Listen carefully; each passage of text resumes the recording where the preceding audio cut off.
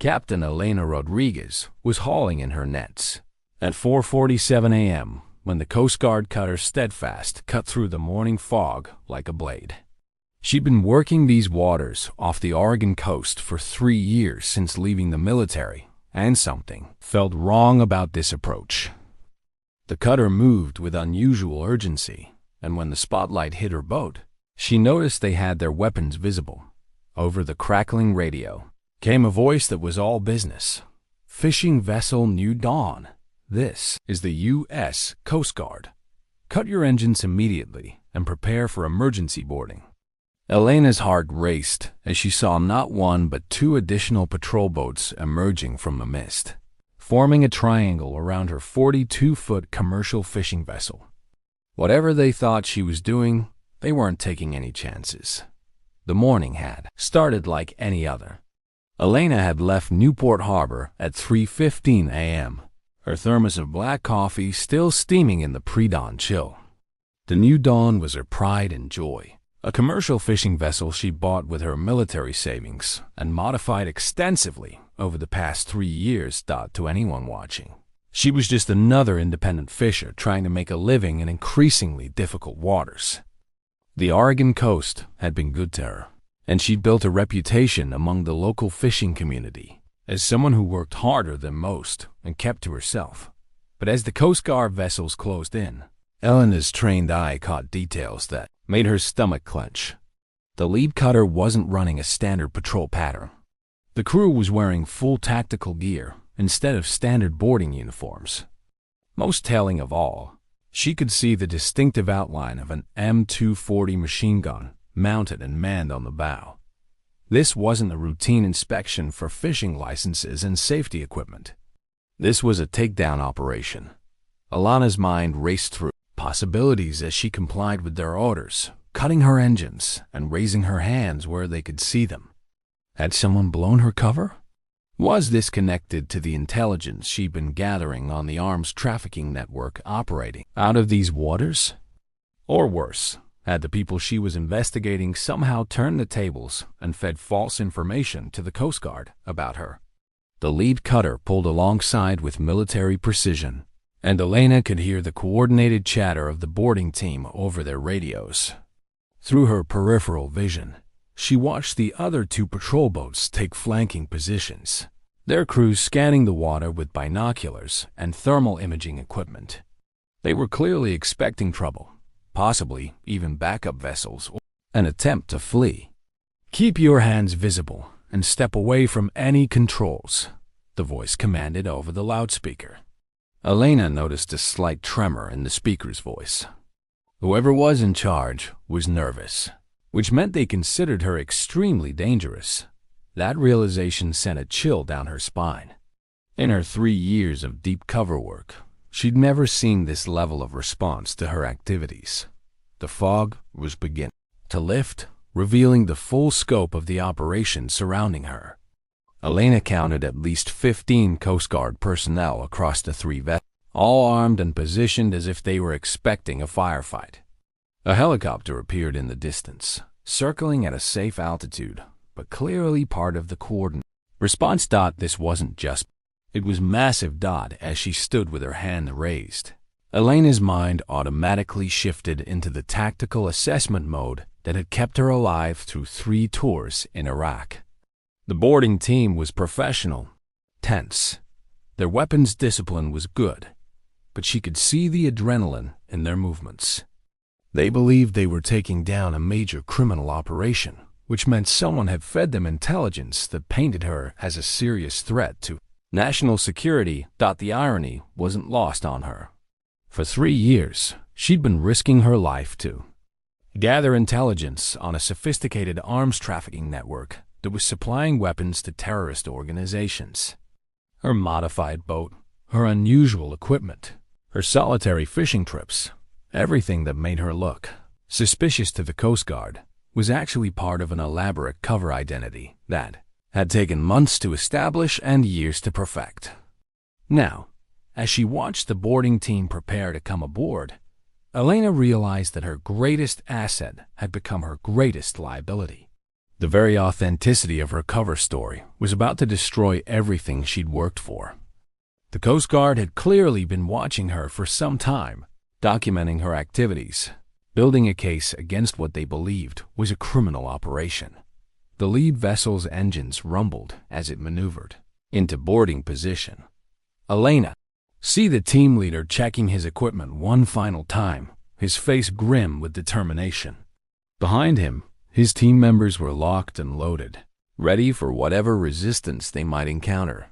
The morning sun was beginning to break the fog, casting long shadows across the water and illuminating what was about to become either the end of her career or the beginning of an international incident. As the first Coast Guard officer prepared to step aboard her vessel, Elena made a calculation. She had perhaps 30 seconds before they would search her boat and find equipment that would be impossible to explain without revealing classified information. In 30 seconds, 3 years of painstaking intelligence work could be destroyed. A major counterterrorism operation could be compromised, and her own life could be in serious danger. The boarding ramp extended toward her deck with a metallic that echoed across the water like a death knell. Lieutenant Commander Marcus Thompson stepped onto the deck of the New Dawn with the confidence of a man who had just cornered his prey. Behind him, 5 heavily armed Coast Guard officers fanned out across the vessel with practiced precision, their weapons trained on Elena as she stood motionless near the WHEELHOUSE. Thompson had been tracking this operation for 8 months. Since intelligence analysts had flagged unusual patterns in maritime traffic along this stretch of the Washington coast. The woman before him, Elena Rodriguez, according to her fishing license, was about to become the biggest arrest of his career.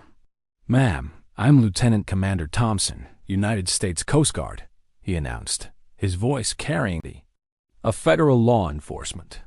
"We have credible intelligence that this vessel is being used in illegal trafficking operations. You are being detained pending a full investigation." Elena's face remained impassive, but Thompson caught the slight tightening around her eyes. She knew she was caught. The intelligence briefing had been crystal clear. Over the past 3 years, this fishing vessel had been observed making suspicious nighttime runs, meeting with unidentified boats in international waters, and returning to port with catches that didn't match the time spent at sea. Savvy had captured her boat in locations that made no sense for commercial fishing. Most damning of all, financial records showed she was depositing far more money than any legitimate fishing operation could generate in these waters. "Petty Officer Williams, start with the hold," ordered. "Martinez, checks for hidden compartments. Johnson, I want every inch of this deck searched." As his team spread out, Thompson studied Elena more carefully. She was younger than he'd expected, maybe mid-30s, with the kind of weathered hands that kill work on the water. But there was something else, a stillness about her, that reminded him of the special operations personnel he'd worked with during his Navy days. Most civilians would be protesting their innocence by now, demanding lawyers, making noise. This woman was watching and calculating. Williams's voice crackled over the radio deck. "Commander, you need to see this." Thompson's pulse quickened as he made his way down into the hold, leaving 2 officers to guard Elena. What he found exceeded his worst expectations. Hidden behind false panels were sophisticated communication equipment, encrypted satellite phones, and what appeared to be military-grade navigation systems. But it was the discovery in the forward compartment that made his blood run cold.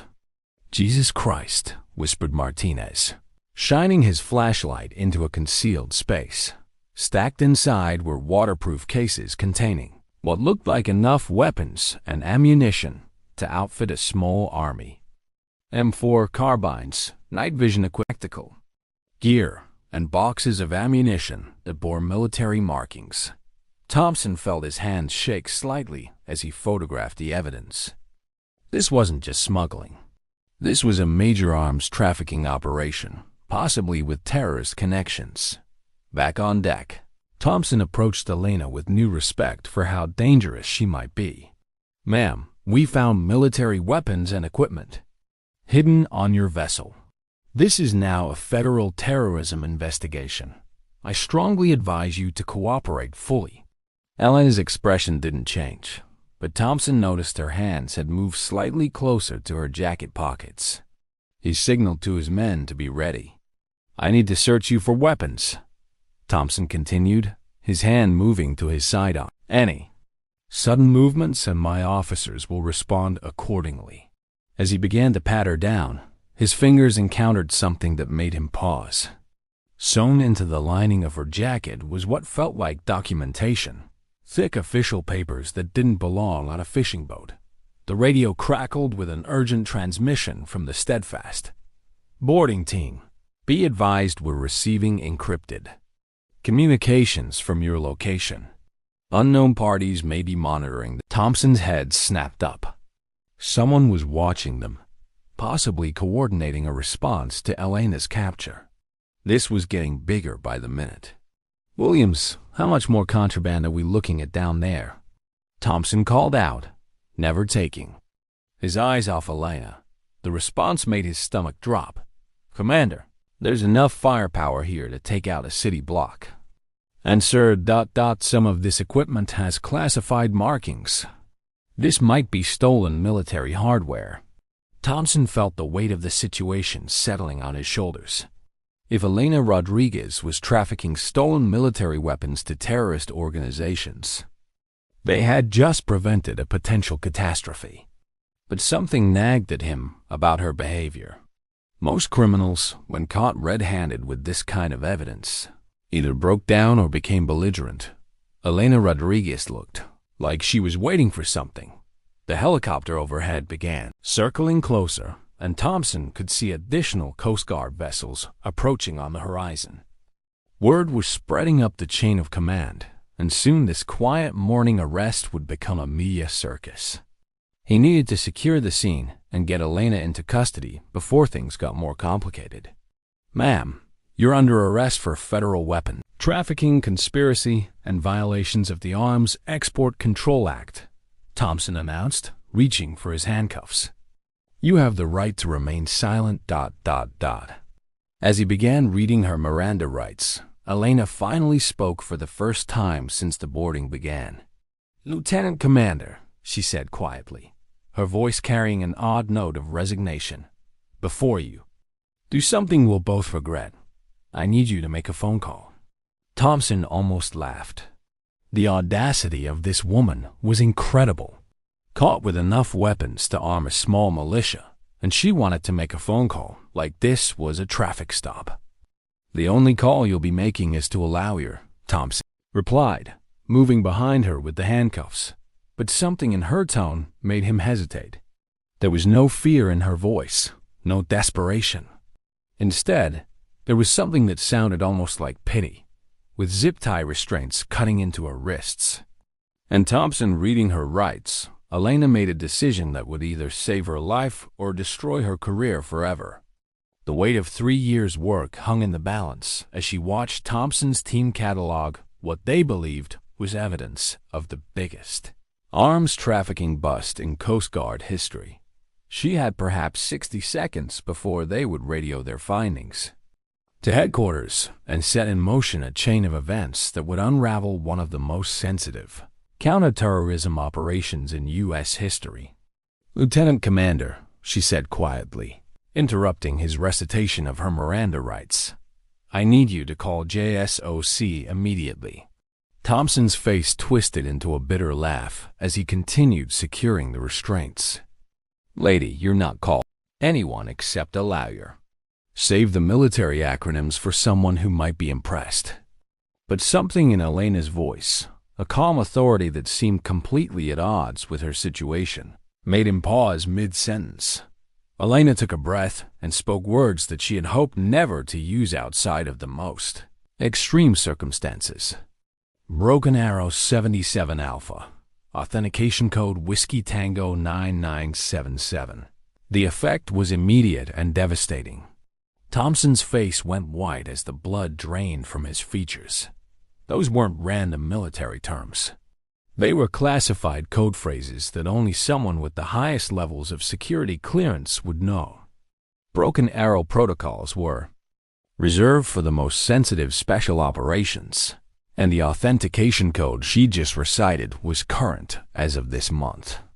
"That's impossible," Thompson whispered, but his hands were already trembling as he reached for a secure satellite phone. The code phrase Elena had used was so classified that even knowing it existed required clearance levels that Thompson himself didn't possess. If she was bluffing, it was the most sophisticated bluff he'd ever encountered. If she wasn't bluffing, then he had just made a career-ending mistake of catastrophic proportions. Williams's voice crackled over the radio from below, oblivious to the drama unfolding above. "Commander, we found more equipment." "This has NSA markings on it? What kind of operation were these people running?" Thompson felt his world tilting as the pieces began falling into place. The sophisticated equipment, the military-grade weapons, the encrypted communications. It wasn't evidence of a crime, but evidence of something else entirely? With shaking fingers, Thompson dialed the number for Joint Special Operations Command. The phone rang twice before a voice answered with crisp military efficiency. "JSOC Operations Center. This is Colonel Harrison." Thompson's mouth went. He tried to find the words that wouldn't end his career.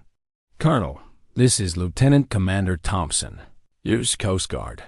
I have a situation involving someone who claims to have Broken Arrow 77 Alpha authorization." The silence on the other end of the line stretched for what felt like an eternity. When Colonel Harrison finally spoke, his voice was ice-cold and deadly serious. "Lieutenant Commander, I need you to listen very carefully to what I'm about to tell you. Give me your exact coordinates and describe the individual making this claim." Rattled off their position and described Elena, his voice becoming smaller with each detail. "Stand by," Harrison commanded. Thompson could hear rapid typing and muffled conversations in the background. After 2 minutes that felt like hours, Harrison came back on the line, and his tone had shifted from professional to bare fury. "Lieutenant Commander Thompson, you have just arrested Major Elena Rodriguez, United States Army Special Forces. She is currently engaged in a classified counterterrorism operation that has taken 3 years to establish. Stand down immediately and release her from custody."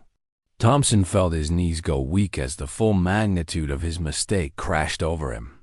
"Sir, we found weapons and military equipment on her vessel. Our intelligence indicated." Him off with a voice that could have frozen fire. "Your intelligence was tracking one of our most valuable assets conducting a deep cover operation against an international arms trafficking network. The weapons you found are part of her cover identity. The suspicious activities you've been monitoring were part of an operation that has prevented multiple terrorist attacks on American soil." Williams emerged from below deck at that moment, his face flushed with excitement. "Commander, you're not going to believe what else we found down there. There are files with photographs of known terrorists, shipping manifests, financial records. This woman was running some kind of intelligence operation." The irony of his words hung in the air like a physical presence as Thompson realized that Williams had just described exactly what Elena had been doing. But for the right side, Elena watched Thompson's face cycle through disbelief and finally resignation as the truth sank in. "Colonel Harrison," Thompson said into the phone, his voice barely above a whisper, "what are my orders?" The response was swift and unforgiving. "You will immediately release Major Rodriguez, her with whatever assistance she requires. You will classify this entire incident as, and Lieutenant Commander, you will pray that the operation you just compromised can be salvaged, because if it can't, the blood of innocent Americans will be on your hands." As Thompson moved to cut Elena's restraints with trembling, she could see the weight of realization crushing him. 3 years of painstaking intelligence work, carefully cultivated relationships with arms dealers and terrorist facilitators, an elaborate cover identity that had taken months to establish. All of it potentially destroyed because the very people she was trying to protect had mistaken her for the enemy. "Major," Thompson said quietly as the zip ties fell away. Idea. The intelligence we received, ... Elena rubbed her wrists where the restraints had cut into her skin, her mind already calculating the damage. "How long have you been watching me?" The answer would determine whether her operation could be salvaged or whether 3 years of her life had just been wasted. 8 months, Thompson admitted, unable to meet her eyes.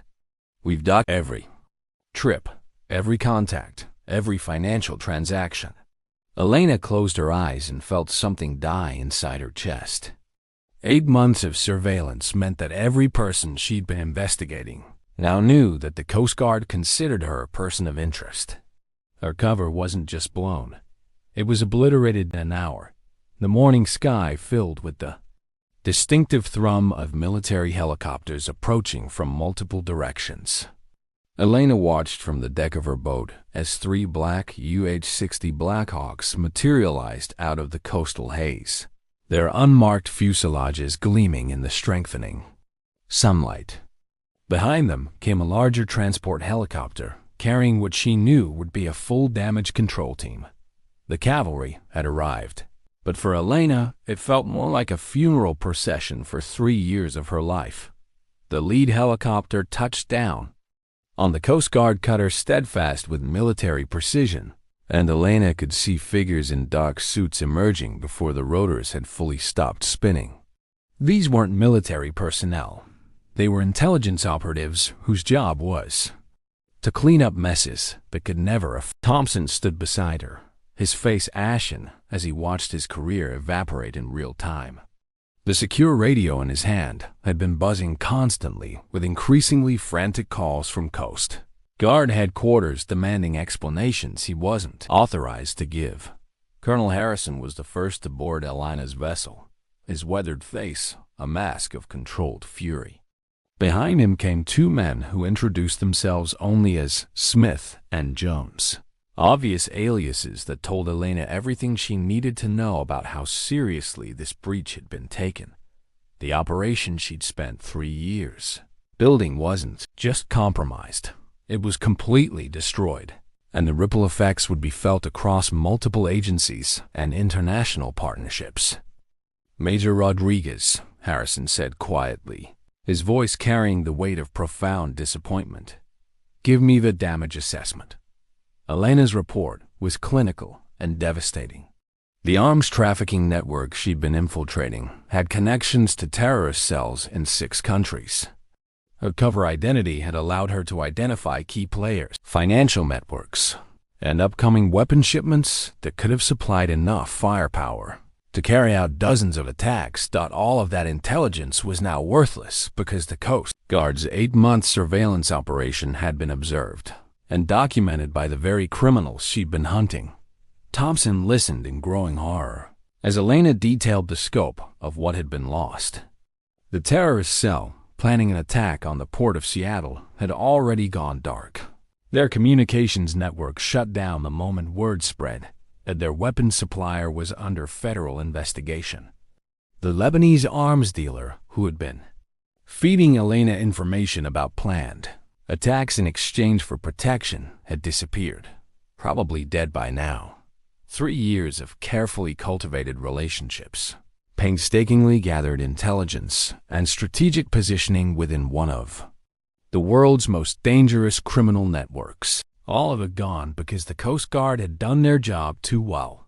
"Sir," Thompson interrupted, his voice cracking with desperation, "we were following legitimate intelligence. Our sources indicated." Smith cut him off with a look that have melted steel. "Lieutenant Commander, your sources were being fed information by the same people Major Rodriguez was investigating. They used your agency to eliminate a threat they couldn't handle themselves. Congratulations. You've just helped international terrorists clean house." The full scope of the manipulation began to dawn on Thompson as the pieces fell into place. The intelligence that had led to Elena's identification hadn't come from legitimate law enforcement sources.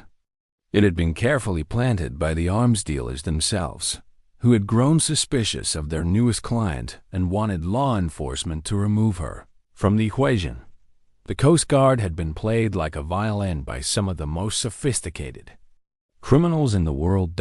As the damage control team worked to secure Elena's vessel and confiscate evidence that could never see the inside of a courtroom, she found herself thinking about the people who would die because of this morning's events.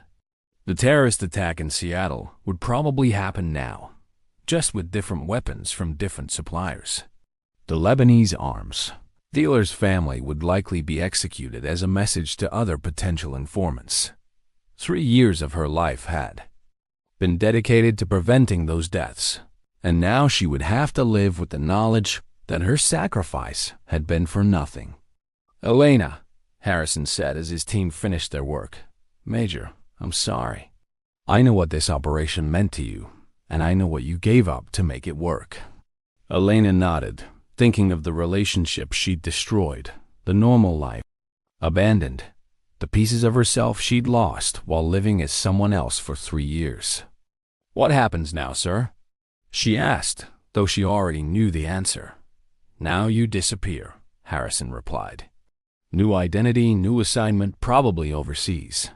The people you were investigating know your face now, and they have long memories. You can never be Elena Rodriguez, the fishing boat captain, again." As if to emphasize his point, one of the intelligence operatives was already painting over the name New Dawn on her boat's stern, erasing the last visible trace of the light. Bill. Thompson approached them hesitantly, his career hanging by a thread. "Major, is there anything I can do? Any way to fix this?" Elena looked at the man who had unknowingly destroyed 3 years of her work and felt an unexpected surge of sympathy. He'd been trying to protect his country, just like the real criminals were the ones who had manipulated them both. "Lieutenant Commander," she said quietly, "learn from this. The next time someone hands you intelligence that seems too good to be true, ask yourself who benefits from you acting on it." Thompson nodded, understanding that this lesson had cost more than just his career. It had cost lives that would never be saved, and attacks that would never be prevented. As the helicopters prepared to lift off, carrying Elena away from she'd known, she took one last look at the Oregon coastline where she'd spent 3 years pretending to be someone else. Somewhere out there, the real criminals were celebrating their victory, having successfully used the United States Coast Guard to eliminate their biggest threat. The irony was bitter and complete. In trying to protect America, the had made it less safe. The official report would state that the incident involved a case of mistaken identity during a classified training exercise. Thompson would receive a transfer to a desk job in Alaska, his silence bought with the promise that his career wouldn't be completely destroyed. The arms dealers would find new suppliers and new targets, their operations continuing the thread of Elena's investigation. But late at night, in the years that followed, Thompson would sometimes wake up thinking about the woman who had sacrificed everything to protect people who would never know her name, and wonder how much had been lost because he'd been too good at his